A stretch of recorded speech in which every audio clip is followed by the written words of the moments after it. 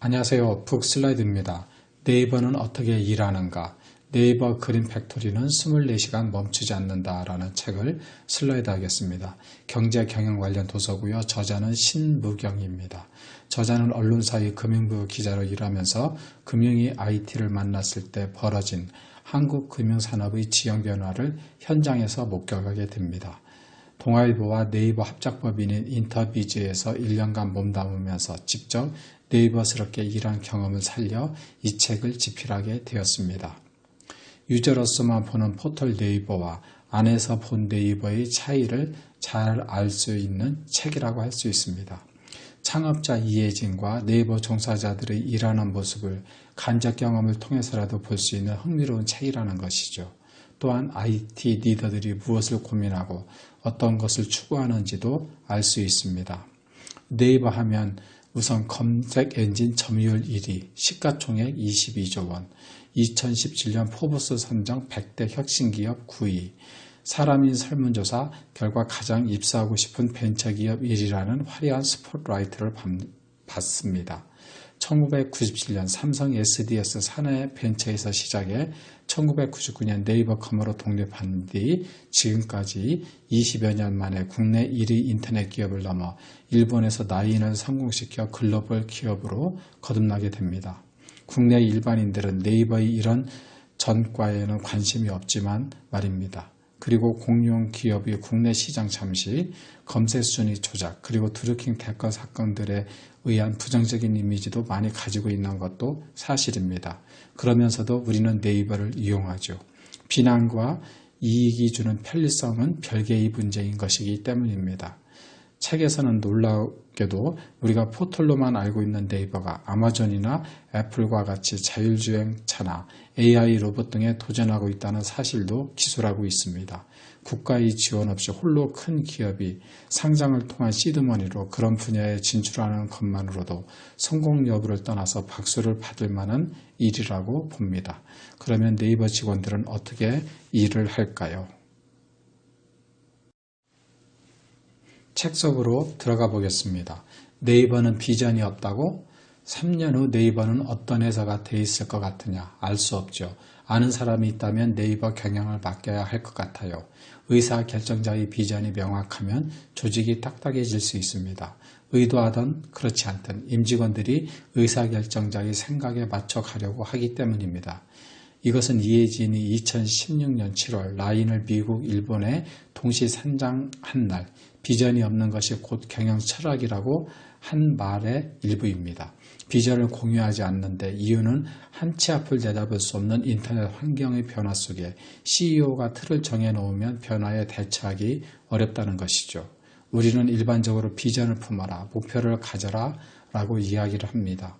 그러나 이혜진의 이런 비전 없는 이유를 들어보면 그의 말이 IT 분야에서는 어울린다라는 생각도 듭니다.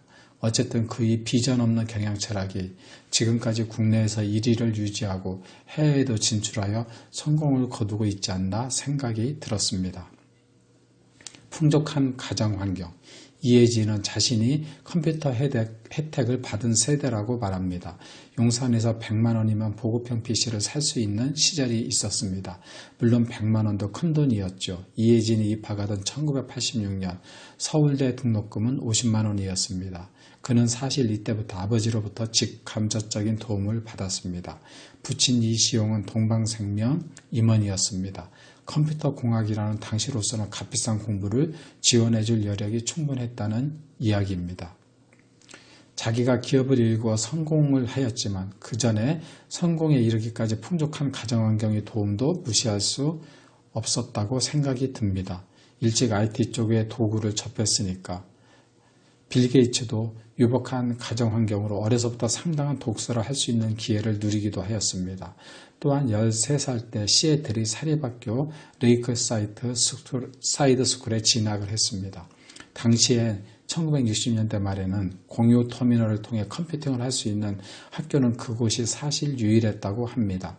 거기에서 게이츠는 컴퓨터 프로그래밍에 푹 빠져들었습니다. 그런 성장 환경이 MS의 원천이 되었던 것이죠.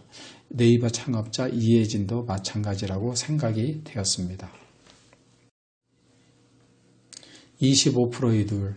이혜진은 퇴근 후 선후배 동료들과 맥주 한잔 기울이며 직장인의 비애를 논할 법도 했지만 그는 대신 자기 개발에 시간을 쏟아부었습니다.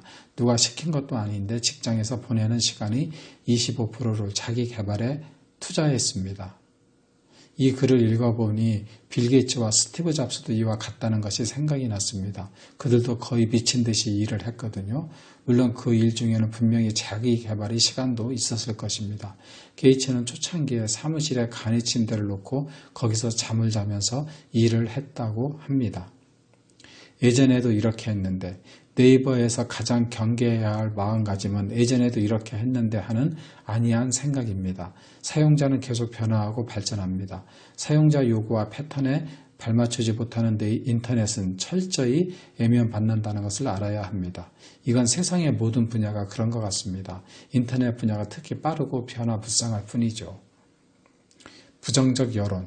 서비스를 운영함에 있어 부정적 단어보다는 긍정적 단어를 택해야 좋은 유저들을 끌어모을 수 있다든지 하는 것들이 있습니다. 일부는 수긍할 수 있지만 상당수는 직관적으로 이해하기 어려운 측면이 있었습니다. 분명한 것은 수많은 가이드라인의 학자법인이 운신의 폭을 좁혀왔다는 점입니다. 이 과정에서 네이버는 여론의 눈치를 많이 보는 회사구나 하는 편견을 갖게 되었습니다. 이것은 일부 네티즌들도 이런 것을 지적하는 것들을 제가 댓글에서 많이 봤는데요. 이 책을 읽으면서 그렇구나 하고 알게 되었습니다. IT는 어쩌면 사실상 노가다 같은 일. 네이버는 우리가 일반적으로 이해하기 어려운 부류의 네티즌들이 많습니다. 과도하다 싶을 만큼 열성적으로 댓글을 다는 사람도 있고 특정 시점에 변경된 UI 화면을 전부 캡처해서 저장해두는 사람도 있습니다. 네이버가 조심하는 모든 것을 조심하는 이유입니다. 판 하나를 운영하는 일도 그럴진데 네이버 포털 서비스 전반을 다룰 때는 더욱더 조심할 수밖에 없습니다. 개발 프로세스의 단순 변경 시에도 얼마나 많은 트래픽을 견딜 수 있는지 확인하기 위한 성능 테스트는 필수입니다. 돌다리도 두들겨보고 건너라라는 말이 신조처럼 지켜집니다. IT업이라는 것이 화려한 면도 있지만 내부를 들여다보면 노가다성의 일도 있다는 것을 혁신보다 중요한 건 끈기와 집착이다. 새로운 상품과 서비스로 무장한 파워풀한 혁신은 강조하지 않습니다. 혁신 자체를 부정하는 게 아닙니다. 다만 혁신에 있어서 정말 중요한 것은 끊임없는 노력이라는 것이죠. 다윗이 골리앗을 이길 수 있는 유일한 힘은 집중과 속도뿐입니다. 혁신은 천재적인 아이디어의 산물이 아니라 끊임없는 노력의 결과입니다. 이용자의 요구를 악착같이 파악해 독하게 추진하는 기업이 결국 이겼습니다. 이혜진은 파워풀한 혁신 대신 끈기와 집착을 추구합니다. 비전과 철학이 없는 회사의 경영 철학과도 일맥상통한다고 볼 수 있습니다. 혁신을 무시하는 게 아니라 끈기와 집착이 더 중요하다는 소리입니다. 학벌과 성별이 상관없는 실력주의 시스템. 네이버에는 어느 대학 출신이 가장 많을까? 네이버 내부적으로 이에 대해 조사를 한 적이 있는데 서울대 출신은 10위권 밖이라고 전합니다. 가장 많은 비중을 차지하는 대학은 어디일까요? 바로 광운대입니다. 학사뿐 아니라 이 학교 석박사 출신도 많습니다. 그래서일까요? 네이버 내부에서 광운대 학풍이 사내 분위기를 조성한다는 이야기도 전해집니다. 마치면서요. 이 책에서는 이외에도 IT업계 특성상 네이버에서 대기업으로 카카오톡으로 또 대기업과 카카오톡에서 네이버로 빈번하게 이직하는 이야기도 다루고 있습니다. 또한 이혜진이 사내 창업에 의해서 분사되어 대기업이 되었듯이 네이버에서도 그런 창업에 대한 열정을 장려하고 소사장제들을 통해 적극적으로 지원하는 내용도 있습니다. 이 책은 국내에서는 거대 기업이지만 세계에서는 구글이나 페이스북 같은 공룡 기업에 끊임없이 의기의식을 느끼고 변화를 위해 몸부림치는 내부도 들여다볼 수 있는 책입니다. 유용한 책이라고 할 수 있는 것이죠. 감사합니다. 내용이 마음에 들면 좋아요와 구독을 눌러주세요. 감사합니다.